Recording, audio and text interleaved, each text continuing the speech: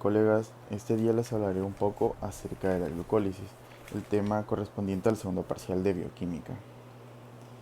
Me gustaría comenzar mencionando que la glucosa ocupa una posición central en el metabolismo de plantas, animales y muchos microorganismos.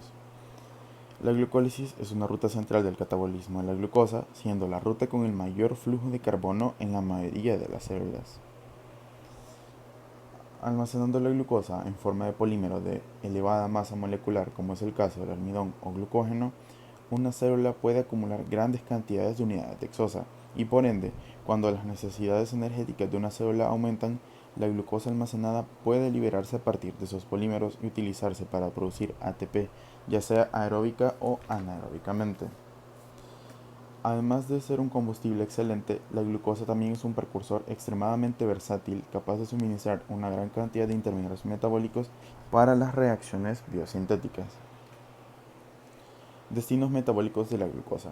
En plantas y animales, la glucosa tiene cuatro destinos principales. Primero, puede ser utilizada para la síntesis de polisacáridos complejos destinados al espacio extracelular. Esta también puede ser almacenada, ya sea en forma de polisacáridos o sacarosa. Puede ser oxidada a piruvato por medio de la glucólisis para proporcionar ATP e intermediarios metabólicos, y también puede ser oxidada por la ruta de las pentas a fosfato para obtener ribosa 5-fosfato usada en la síntesis de ácidos nucleicos y NADPH para los procesos biosintéticos reductores. Como características de la glucosa tenemos que es la vía central del metabolismo de la glucosa. Esta es una vía anfibólica, es decir, es una ruta metabólica que involucra tanto el anabolismo como el catabolismo. La glucólisis ocurre en el citosol y es casi universal. Esto quiere decir que los organismos que no tienen acceso a la glucosa de otras fuentes deben fabricarla. Un ejemplo de esto son los organismos fotosintéticos, que forman glucosa reduciendo el CO2 atmosférico a triosas para posteriormente convertir estas a glucosa. En la glucólisis ocurre la oxidación parcial de glucosa y es la única vía que puede ocurrir en ausencia de oxígeno. En la glucólisis se degrada una molécula de glucosa en una serie de reacciones catalizadas enzimáticamente, formando dos moléculas de piruvato. Durante esta secuencia de reacciones, parte de la energía libre cedida por la glucosa se conserva en forma de ATP y dinucleótido de nicotinamina y adenina en su forma reducida, NADH. Además, cabe destacar que estudios sobre la glucólisis han ayudado al desarrollo de métodos por purificación de enzimas, descubrimiento e importancia de coenzimas, y además de eso han ayudado al descubrimiento del papel fundamental del ATP.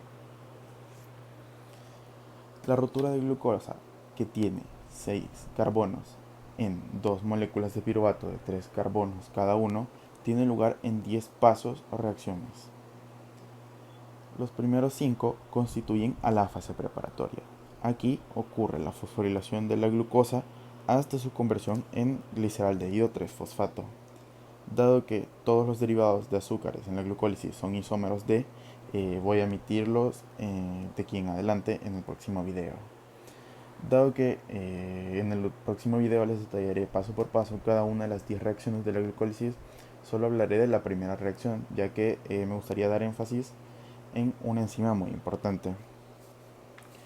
Primero, en la primera reacción de la glucólisis ocurre la fosforilación de la glucosa. Este, como dije anteriormente, es el primer paso de la glucólisis y se activa, en este caso la glucosa, para reacciones posteriores mediante la fosforilación en el carbono 6, formando así glucosa 6-fosfato, siendo el ATP el dador del grupo fosforilo. Esta reacción es de tipo irreversible y está catalizada por la exoquinasa. Las quinasas son enzimas que catalizan la transferencia del grupo fosforilo terminal del ATP a algún nucleófilo aceptor. En este caso, el de la exoquinasa es la glucosa, aunque también cataliza la fosforilación de otras exosas tales como la fructosa o la manosa. Esta enzima es muy importante en el proceso y, como muchas quinasas, esta en sí necesita magnesio para su actividad, ya que el verdadero sustrato de la enzima no es el ATP, sino que es el complejo magnesio-ATP.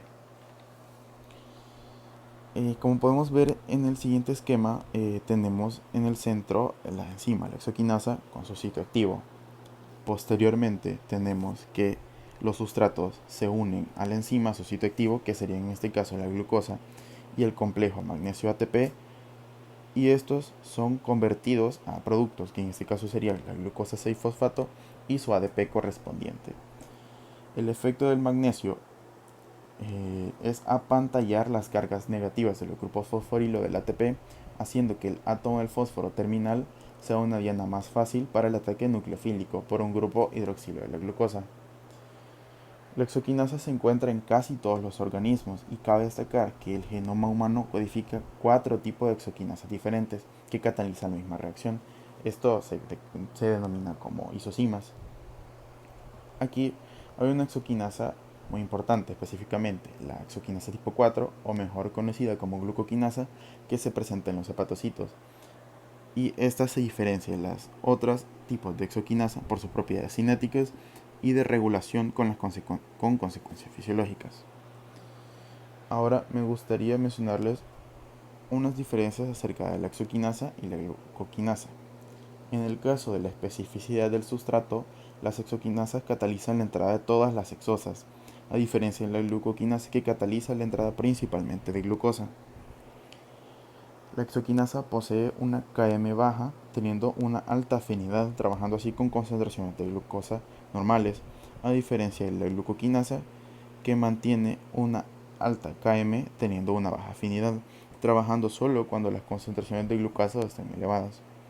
La exoquinasa se encuentra, como lo dije anteriormente, en casi todos los organismos y se encuentra alrededor del organismo, mientras que la glucoquinasa se encuentra principalmente en el hígado y en las células beta pancreáticas.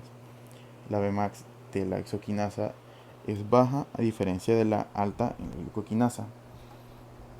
Las exoquinasas de las 1 a la 3 son inhibidas alostéricamente por su producto, que sería la glucosa 6-fosfato, a diferencia de la glucoquinasa que no tiene ningún tipo de inhibición.